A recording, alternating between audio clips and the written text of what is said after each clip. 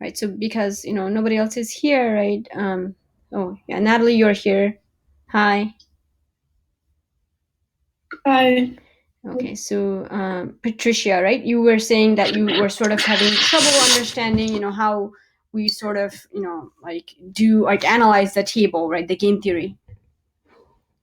Yes. Okay, so let's take a look at it from top. So, see, are you okay with, how, to read the payoff table? No, I don't know how to read it. Okay, that's good. So, did you sort of understand this example, or is it the prisoner's dilemma one that you were having trouble? Yes, I understood that. This one or the other one? Yes, the example of the rappers. Okay, you understood this one. So let's talk about this one, okay? So the prisoner's dilemma one, that one, yeah, might be a little bit confusing. So here we were talking about how this game is sort of a classic example of game theory that sort of demonstrates, it has a morale, right? I guess you could say. So it sort of demonstrates why it is so hard for oligopolies to sort of maintain cooperation with each other, even though it is actually beneficial for them to cooperate with each other. But they find it very hard to do that, because of trust issues, and always trying to betray one another. Okay, so this is a good example that sort of demonstrates that case. So the prisoner's dilemma comes from this goes back like a long time. This is how people, I guess, police used to try and implicate people with crimes, I guess. Like they try to get people to confess, like back in the days. I don't know if they still do this, but so here there are two players in this game. So for our purposes, we have named them Jack and Diane, and they're members of a criminal gang, and the police have arrested both of them and brought them into the prison for interrogation, right? So they think they have both committed some serious crime, but they just don't have a whole lot of evidence to put them on trial or to charge them. So what they're trying to do is basically they've separated both people and put them in different rooms and where they can't really communicate with each other. And they're basically, the police is basically going to one person and telling them, look, I know, you guys did this. If you, but if you don't talk, your buddy is gonna talk, and then he's gonna sell you. Basically, he's going to say that you did the crime, and you're gonna go to jail for a long time, but he's gonna get to walk free. And then they go to the other person in the other room, and they basically do the same thing. So they're basically getting to trying to get both of them to confess to the crime. Okay, so the setup goes something like this. Okay, they each have to decide what they have to do on their own, and they can't really communicate with each other, right? So if they both confess to this crime, they're both going to get 10 years. If Diane confesses and Jack denies, Diane gets to walk free, but Jack gets 20 years. And if Diane denies and Jack confesses, Diane gets 20 years, but Jack walks free. And if they both deny, they don't say anything, they don't confess, basically this is just they're cooperating, right? They're not ratting each other out, they will get only 5 years each. Okay, so what we see here is that what happens when we analyze this game. Okay, so from if I'm Diane, right? If I am looking at it from the perspective of player one, who's Diane, right? I have two options. I can either confess or deny, but always I'm going to have to keep in mind, right, what Jack is doing, because I know the police are talking to him as well. And so, I have to consider what he might be doing, right? So if I am Diane, right, I'm going to be looking at, this column first, where Jack might be confessing. So this is what I'm going to consider first. If Jack confesses, what is the best thing for Diane to do? What is better for her to do? To confess. To confess, right? Because that gives her only 10 years in prison, whereas denying would give her 20. Oh, well, sorry. Okay, so this is 10. What about if Jack denies? What is better for Diane to do To confess. as well, right? So Yes. what did we call this thing where, there is one single thing that is better for Diane to do regardless of what the other person is doing? We have a name for this, right? So we see here that for Diane, right, she is always better off confessing, right? When Jack confesses, it is better for her to confess, but when Jack denies, it is still better for her to confess. So we call that a dominant strategy. Remember? When there is one single action that is better for one player to do, regardless of what the other one is doing. Okay, so for Diane, it is to confess. What about for Jack? So if we're looking at it from Jack's point of view, right? So we can either confess or we can deny, but we always have to keep in mind what Diane is doing. So if we think that Diane is going to confess, right? Now my choices, right? Jack's choices are between confessing or denying and getting 10 years or 20. So it's better for him to confess as well, right? If Diane confesses. And if Diane denies, what is better for him to do? What are To confess. Okay, what are the two number choices that I'm looking at? 20 and 5. No, so let's see, because those red numbers represent Diane's payoff, right? So 20 and 5 would be for Diane, right? So because they're in red. So for Jack, right now we're looking at it from Jack's perspective. For Jack, they're either he confesses. When Diane confesses, when Diane denies, right, he can either confess and get to walk free, or he can deny and get 5 years. Do you understand that? Is this where you're sort of having trouble, like understanding or sort of separating what the numbers, what the payoffs are for each person? Yes. Okay, so remember, anything before the slash, that's for player one, right? So for Diane, so this is player one, this is player two. Okay, so everything that I have put in red here, red letters, these are her choices, right? And these are what she gets from playing the game, right? The sort of results, right? The payoffs. So all the numbers in red, right, they're for Diane, they're not for Jack. And all the numbers in black, right, in the top right corners represent Jack's payoff. Okay, so let's see. If I say, Diane denies and Jack confesses, which cell am I talking about?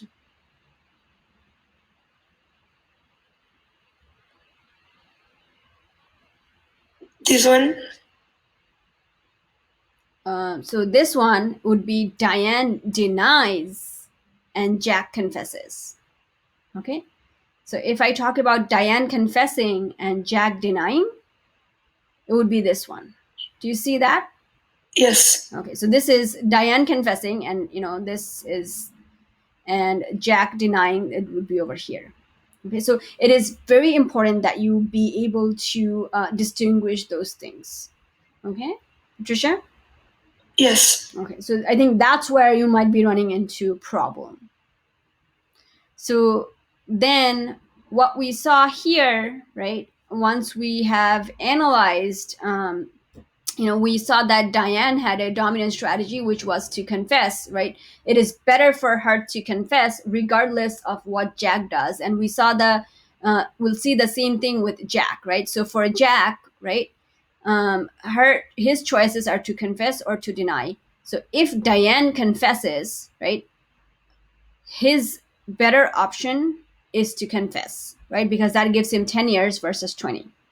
And if Diane denies, right, now his choices are between free or 5 years. So it's better to be free, right? So then he also has a dominant strategy, which is to confess. So both of them have a dominant strategy, and that is to confess. So when that happens, that both players have a dominant strategy, we call that a dominant strategy equilibrium. So that happens when they both confess. So this right here, this cell is the dominant strategy equilibrium. Okay, because this is, you can yeah, this is the dominant strategy equilibrium. And then there is another thing, right? We call this cell. Okay, do you remember what that was? No. Okay, so we also know this as the Nash equilibrium. The Nash equilibrium is, you can sort of think of it as the outcome of the game, right? So how do we know if the game has ended? So the game ends where both, when we have, when both players, okay, Diane and Jack, they've both they've both chosen an action that is best for them given what the other was doing. Okay, so here we saw that we calculated this very carefully, right? And we saw that this was confessing, right, for both of them was the best action given what the other was doing.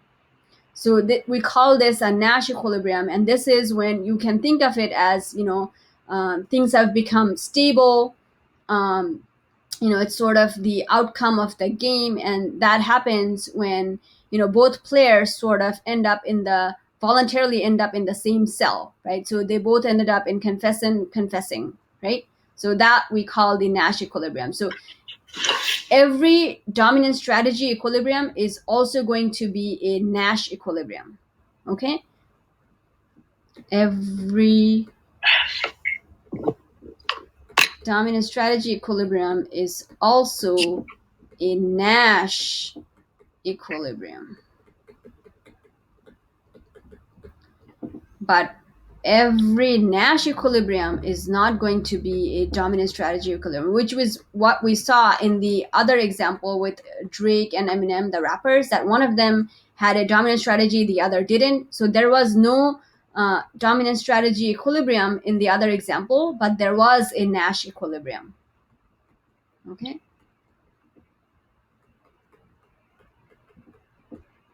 Do you understand, Patricia, or are you Yes. am I not being so clear? I understand. Okay, good. So let's now take a look at another example. But so let's here, right? We see that the Nash equilibrium happens, with both of them confessing. But the dilemma here is that the sad part is that, if that didn't happen, right? They do this because, the Jack and Diane both did this because they were thinking of themselves, right? They're trying to protect themselves, and because they basically don't trust the other person. They think Jack is going to confess as well, so if Jack confesses, I'm better off confessing. So because they don't trust each other and they're only trying to look out for themselves, they end up in this cell, right, with Nash equilibrium. But the dilemma is that if they didn't talk, if they trusted each other and cooperated and shut their mouth, they would only have gotten 5 years each by denying, right? So that is what we know as the dilemma. Okay, and this actually happens a lot with oligopoly, right? Even when oligopoly farms, like happens a lot with like big companies, right? Because they are trying to maximize their own profit and only looking out for themselves. They usually end up choosing, or being in a column or cell where they end up hurting themselves more, whereas there could be another cell where they could end up if they had cooperated. Okay, any question here? No. Okay, what about you, Frida and Joseph? How are the rest of you feeling? I understand it. Okay, Joseph? Good. Natalie? I understand. That's great. Also good. Good. So now I have 2 more practice for us to do today, and then we'll be done with oligopoly, okay? So we have this situation here. We have a remote town where there are only 2 indoor entertainment complexes, Funhouse and Amazing Jake. So when this kind of thing happens, that there are only 2 farms starting an industry, you know that it's not a monopoly, it's a type of oligopoly, and there is a special name for this. It's called a duopoly, okay, where there are only 2 major players. The payoff matrix below shows the profit for each farm if the price of tickets are high or low. Analyze the matrix and then answer the following questions. Funhouse, right, is the first number in each cell. So also the ones in red. And Amazing Jake is the second number. So before we do this, I just wanted to tell you something about Nash equilibrium. So far we have seen like examples where there have always been a Nash equilibrium. Okay, it might not be the case, right? So there can be games, right? It all depends on how the numbers are set up.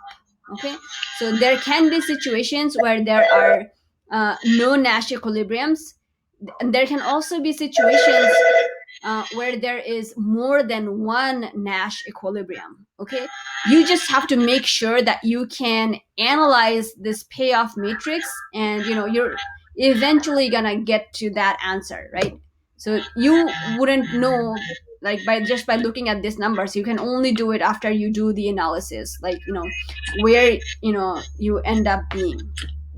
Okay, and then the other thing I want to mention is that this payoff matrix, doesn't have to look like this, like where there is slashes. Sometimes the payoff matrix like looks something like this. You'll just have the numbers, separated by commas, like this, and it's still the same idea, right? The first number represents this player ones. The second number represents this player on top, or player 2. Okay, so if you see something like this on the AP exam, don't stress. It's you have everything under control. You can just go about it doing the same way. All right, so here we have Amazing Jake and Funhouse, and these are their profits. Okay, in the payoff matrix. So it's asked if there is a dominant strategy for both of these farms. So we're gonna take a look at it from Funhouse's perspective first. Okay, if we are Funhouse, we can either go high or low, but we have to take into account what Amazing Jake is doing. So if Amazing Jake goes high, what is Funhouse better off doing?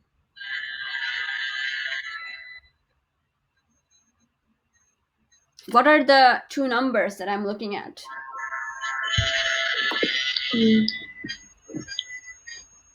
So pretend that you are Funhouse and you are deciding whether to go high or low, and Low. that Amazing Jake, somehow that Amazing Jake is gonna choose a high price.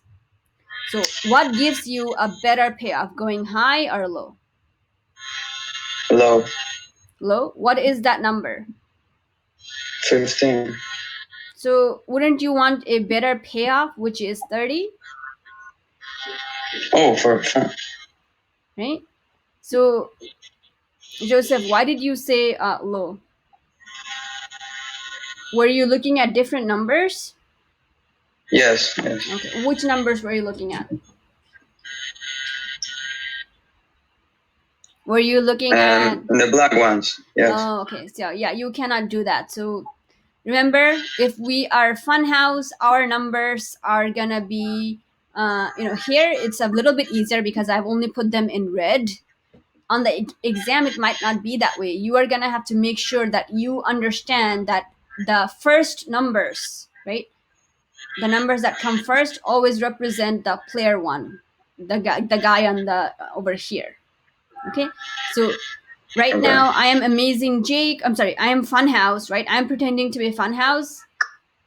I am trying to decide whether to go high or low and I know that Amazing Jake is going to choose a high price. So now I'm trying to decide between these two numbers, right? Because if I go high, I get 30. If I go low, I get 15, right? So I'm gonna choose to go high because that gives me the better payoff. So what about if Amazing Jake is choosing a low price? What should Funhouse do? High. High. Good, right? One. Because it's between 20 and 5. Okay? Good. So does Funhouse have a dominant strategy? No. No? Take a look at it again. So when Amazing Jake chose a high price, what did Funhouse decide? Or what was His dominant is high, always. not always, right? For in this case, the dominant strategy for Funhouse is to go high, right?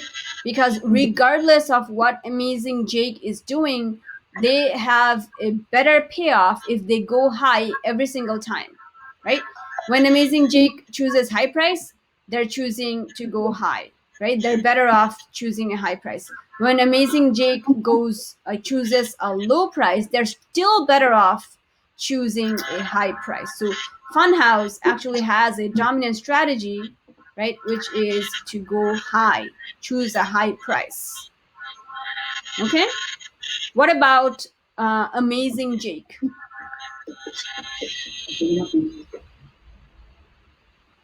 Joseph, I want you to tell me, how am I going to analyze this?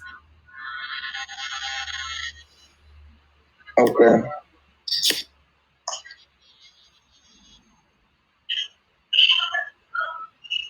$15 and $20. Oh no, sorry. It's 11. $15 and $5. Okay, so let's No, take a yes, look. this one. This. Okay, is there a reason why you are choosing the lower numbers? Remember, you are profit maximizing. So these numbers represent profit. Okay. So you want them to be high. This one. Okay. Okay. So for Amazing Jake. Okay, let me do this. Okay, so for Amazing Jake, if Funhouse goes high, right? They're better off going high or low. High. High, got good, because 35 beats 30. And if Funhouse goes low, right? They're better off choosing a low price, right? Because 20 beats 15. So in this case, does Amazing Jake have a dominant strategy?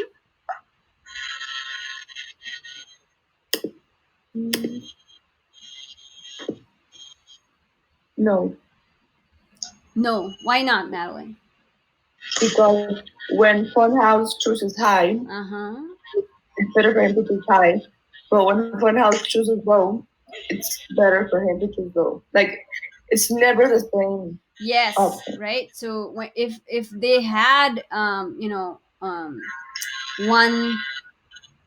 sorry. So for Amazing Jake, right, to have a dominant strategy, right? Remember, so for Funhouse there was a dominant strategy because the numbers or the cells, right? We highlighted two numbers that were in the same row. Okay. For Amazing Jake to have a dominant strategy, we would have to highlight, two numbers, right, that were in the same column, basically. So we didn't do that, right? Because so for Funhouse, regardless of what Amazing Jake does, they're always gonna have a better payoff if they go high.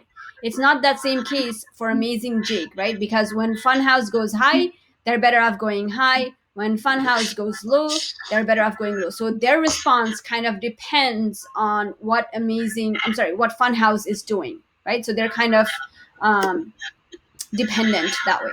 Okay. So no dominant strategy for Amazing Jake. Okay. Now, if Funhouse chooses to go low, where will Jake go? Low. Okay, yes. So if Funhouse chooses to go low, Jake's choices are between high or low. So of course he's gonna choose low price because that gives him the better payoff. So now where is the Nash equilibrium of this game? Here. Good, right? Where I have, where they voluntarily, both players voluntarily end up, right? This is where both people have ended up because given what the other person is doing, right? When Funhouse goes high, it is best for Amazing Jack to go high as well, right? And then when Amazing Jack goes high, it was best for Funhouse to go high as well, right? So they both chose to be in this cell like voluntarily. This is the Nash equilibrium because they can't really increase their profit by moving anywhere else. Okay, so this is the Nash equilibrium is basically this place, right, where no one really has an incentive to choose anything else because you have chosen the best response, right, given what the other guy was doing. So this is your best response given what he is doing. So this is the Nash equilibrium, which is high high.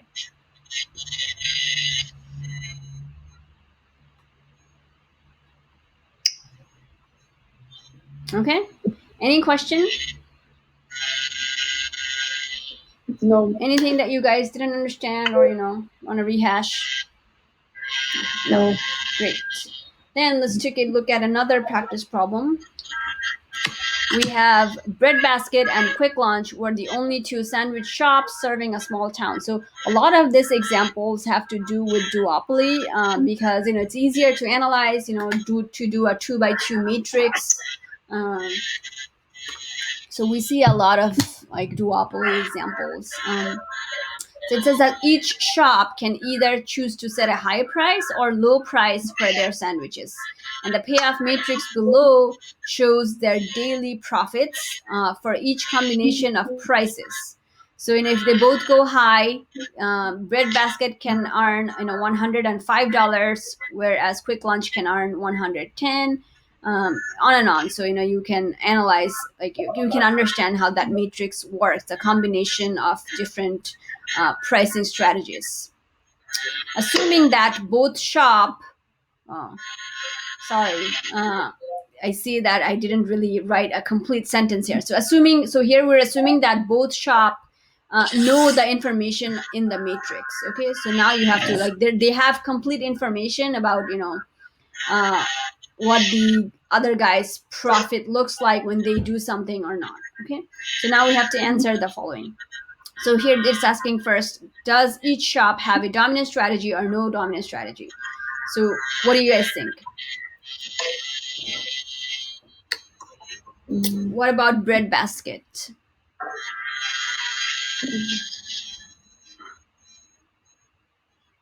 If Quick Lunch goes high price, chooses high price, what is Breadbasket better off doing?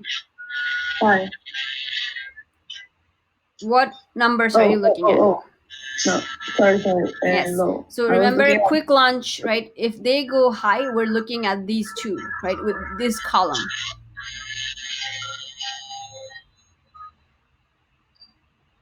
So what number? So, yeah, it would be the 110 low. Good. What about if Quick Lunch goes low? Also low. Good.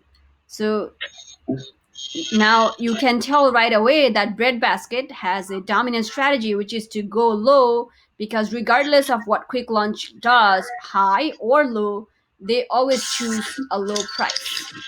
Okay? So Breadbasket low, right? So that's their dominant strategy. What about Quick Lunch? Do they have a dominant strategy or not?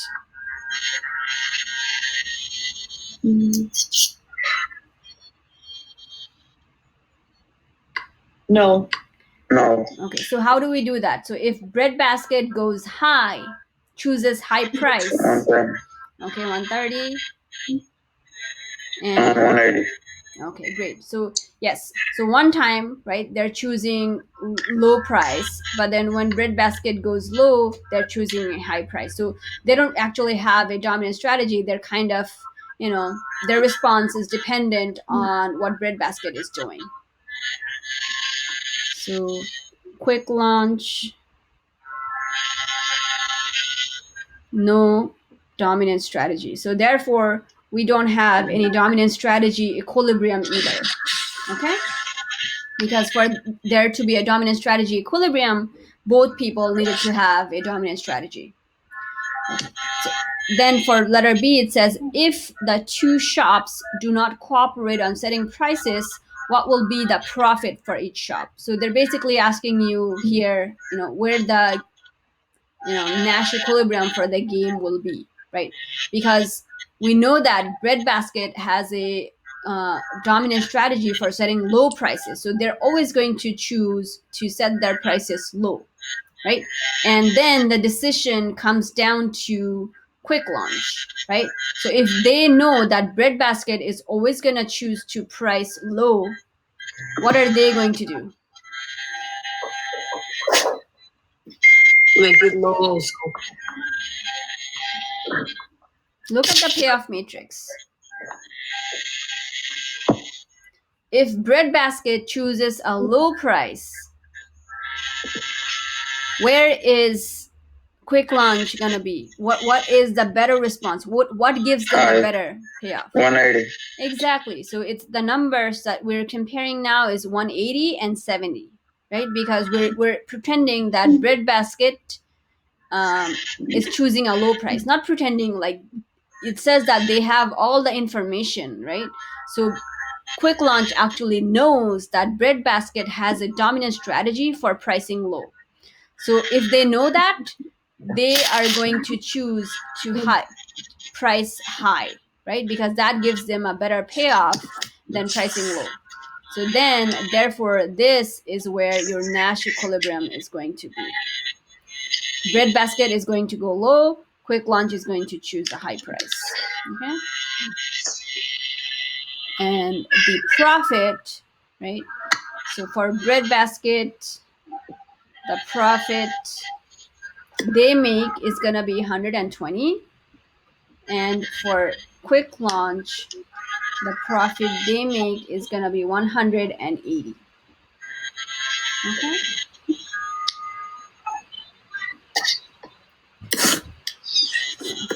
I can't. So next, it asks, the town government is concerned that food prices are too high. It decides to give a daily subsidy of $20 to any shop that chooses to set a low price for its food items. Redraw the payoff matrix under the government subsidy system. Why do we have like a grid going on here? I didn't do that. Anyways, so I'm just gonna do this over here, like part C. So the government is giving a subsidy of $20 to anybody that chooses to set a low price for their items. So, okay, so we have breadbasket, and they can either choose, oops, sorry, here. And we have quick launch. So I'm just gonna quickly redraw the payoff matrix. So this is high, low, high, low.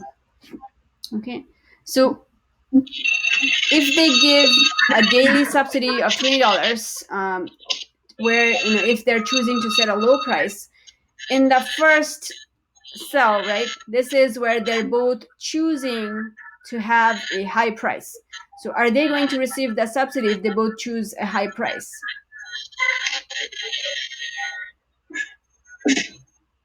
No, right? Because the subsidy is only going to go to you if you choose to have a low price. So there is going to be no change in this cell where they're both choosing to have a high price. And over here, right, breadbasket, in this cell right here, breadbasket chooses high price, but Quick Lunches chooses a low price. Okay, so which one of them is gonna get the subsidy? This number. Sorry. So the Quick Lunch. Yes, because breadbasket is, they're choosing a high price over here. So nothing changes with Quick Lunch. But breadbasket is now going to add $20 to their profit. Okay, so 130 plus 20 is 150.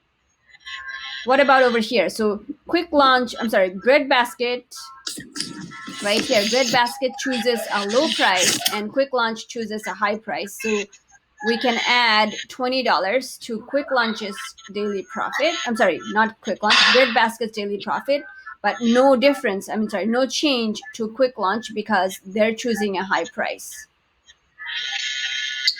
And over here, they're both choosing to go low in that last cell. So they're both gonna get $20 added to their profit. So 75 plus 20 is 95 and 70 plus 20 is 90. Okay, so this is just, redrawing the payoff matrix under the subsidy. So as you can imagine, there might be additional questions where they now ask you to analyze the matrix again to see, if anything has changed, right? So at first, breadbasket had a dominant strategy, right, which was to go low. Quick Lunch didn't have any dominant strategy. So, once they have you redraw the payoff matrix, after the subsidy, there might as well be a question, where they ask you again if there is a dominant strategy for these farms. Okay, so something like that. They might ask you if the profit has changed, the Nash equilibrium has changed, or something like that. So just want to make sure that you don't get scared by seeing something like this on the AP exam. This actually came from an actual AP exam question. So you kind of know how to go about doing this. Okay, so don't change anything about where there is high, because the subsidy is only going when they choose a low price. Any question? No. Okay, great. So now our last bit, let's talk about this idea of market power a little bit. Okay, so we talked about this briefly when we saw this thing called the concentration ratio, right? So we use this in oligopoly, right? The concentration ratio sort of measures how much market share the 4 or 8 large farms in an industry has, right, in oligopoly. So that was the concentration ratio. And now we have 2 other measures, which are the Lerner index and the Herfindahl-Hirschman index. So I'm going to call this HHI. So the Lerner index, what this basically, the formula for the Lerner index is price minus marginal cost divided by price. So both of them measure, whether you have any sort of market power. Okay. So there is a lot of noise in the background. So do you guys mind turning off your mic if you're not talking? Great. Thank you so much. So for the Lerner index, right, the way we measure market power, right, it comes from this idea that in perfect competition, right, in perfect competition, we saw that price is equal to marginal cost. So the price of the product sort of reflects how much it costs to produce that item, that unit. Okay, so this is why in perfect competition P is equal to MC. But with every other market structure, right, monopoly, monopolistic competition, oligopoly, we saw that this was not the case, right? It was actually price was greater than marginal cost, and by a big deal, right? By a great amount sometimes, especially with monopoly. So how much does price rise above marginal cost, right? So if with perfect competition, if it reflects the true production cost of a unit, the price reflects that production cost. With all this other type of market structure, the price that they charge being greater than MC means that the price really doesn't reflect how much it costs to produce that item. So they can do something like call a markup. Okay, so let's say, for example, if the 1 unit of something, right, the price for 1 unit of a good is $100. Okay, but it only costs you $30 to produce that unit. Okay, so there is a markup of $70. Okay, because you can produce it for $30, but you are somehow able to sell it for $100. So there's a markup of $70, and the Lerner index then comes out to something like this. The price is 100 minus 30, which is marginal cost, divided by 100. So the Lerner index comes down to like 0.7, okay, or 70%. So the way we can interpret it is this: that 70% of the price of this product, you cannot explain it by its marginal cost. Okay, so if you could explain it by the marginal cost, right, it would be perfect competition, right? It would be price would be equal to MC, and then your Lerner index would be equal to 0. If this were perfect competition, the price would be equal to MC, and the price would actually be 30. So 30 minus 30 divided by 30, that would just be like 0. So if this were perfect competition, this would be 0, but this is not a perfect competition. Or when there are situations, different type of market structures like monopoly, monopolistic competition, and oligopoly, this is one way that you can measure whether what kind of market this is, whether there is a lot of market power or not. So the closer this number is to 1, it means that you have strong market power, and if it's 0, it means that you're perfectly competitive. So this is where it all comes from, that how much more you can charge above your marginal cost. The more you can charge above your marginal cost, the more markup you have, the more market power you also have. Okay, do you understand? Hello? Yes. Okay, so it's just how much you can go, the price can go above your marginal cost. That's what gives you market power. And the closer this number is to 1, the more strong market power you have. If it's 0, you're perfect competition. In between 0 and 1, you're gonna be somewhere monopolistic competition or oligopoly. The closer to 1, the closer to a monopoly you are. And then the next market power, the measure of market power, is this Herfindahl-Hirschman index. Okay, so it goes HHI is equal to the sum of market share squared of all the farms in an industry. Okay, so SI here, it basically represents market share for an individual farm. So in order to calculate the HHI, you're kind of gonna have to know how many farms there are in an industry and how much market share every single farm holds in this industry. Okay, so it goes something like this. Okay, so it's like S1 square plus S2 square plus S3 square plus dot, all the way to Sn squared. I here So from I equal to 1 to n, it just basically means, you know, like how many number of farms you have. So like from 1 all the way to n. So meaning that, you know, there are, you know, n could be any number. You know, if there are 50, this is going to go all the way to 50. And, you know, you're going to be adding the market share for all those 50 individual farms. So this higher HHI means more market power, and then the HHI can range anywhere from 0 to 10,000. And I'm going to show you why. So if you are a monopoly, okay, you have 100% of market share, okay? So the SI would be 100 for a monopoly, right? And there is only one farm, so no, you would just do this, right? 100 square. There are no other farms, so that gives you 10,000. So if you are a monopoly, your HHI index would be 10,000, okay? And if you are perfect competition,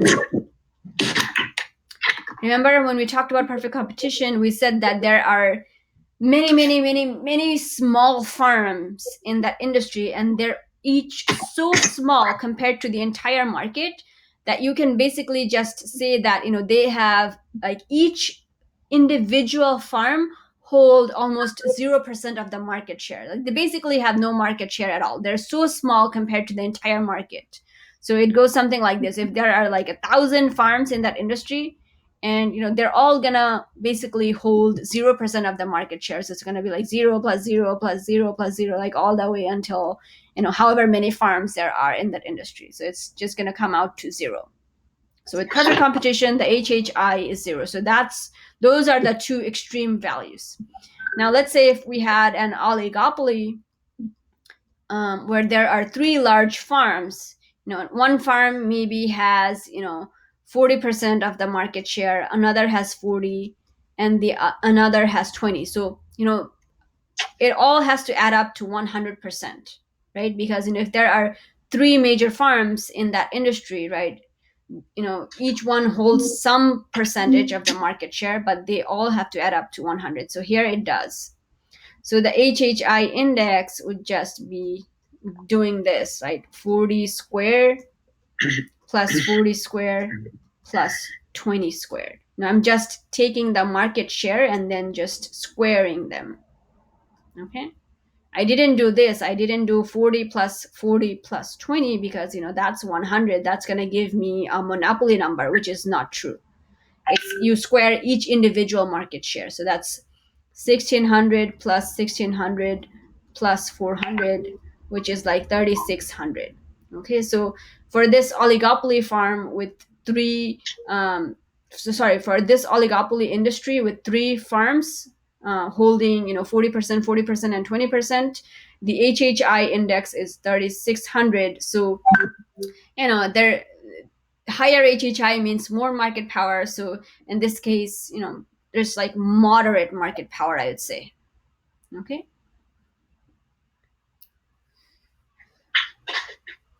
Do you guys have any questions about this? I'm not saying that you're gonna have to calculate this on the exam, but, you know, it's good practice, like, for, or, you know, just good to know, have this information. Okay. Okay. Any question? No. All right, then I will see you all next week, and we will start with factor market.